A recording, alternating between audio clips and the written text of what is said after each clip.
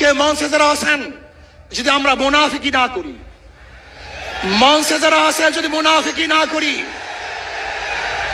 মুখের এবং কাজের কথা যদি একসাথে থাকেন, মুখের সাথে কাজের যদি মিল থাকেন, আমি এই লক্ষ জনতার সামনে কসম করে বলতে পারি আগামীতে ক্ষমতায় যাবে ইসলাম, ক্ষমতায় যাবে ইসলাম, কোনো সন্দেহ নাই।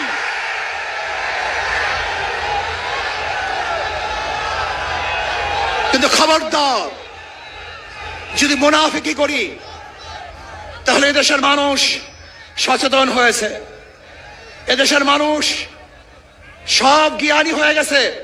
বিশ্বাস করবেন না, একজন রিক্সাওয়ালা, ঠেলাওয়ালা, কুলি মজদুরের বক্তব্য শুনলে আমরা আশ্চর্য হয়ে যাই বাংলাদেশের মানুষ কত সচেতন, তারা কত সচেতন হয়েছে।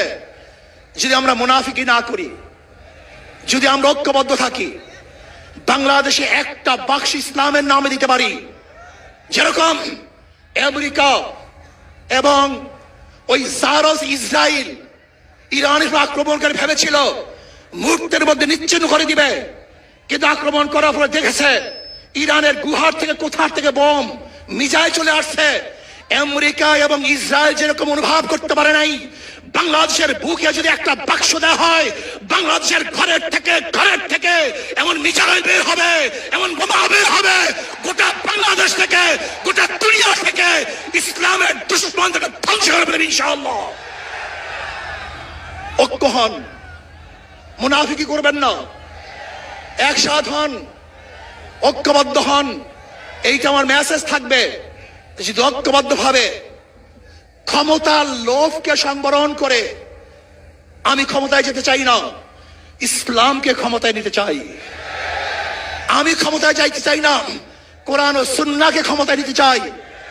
যদি আদর্শ লালন করেন, এই নীতি আদর্শ যদি গ্রহণ করেন, ইনশাআল্লাহ নাসরুম মিনাল্লাহি ফাতহুন করিব ওয়াবাশশিরিস সাবিরিন।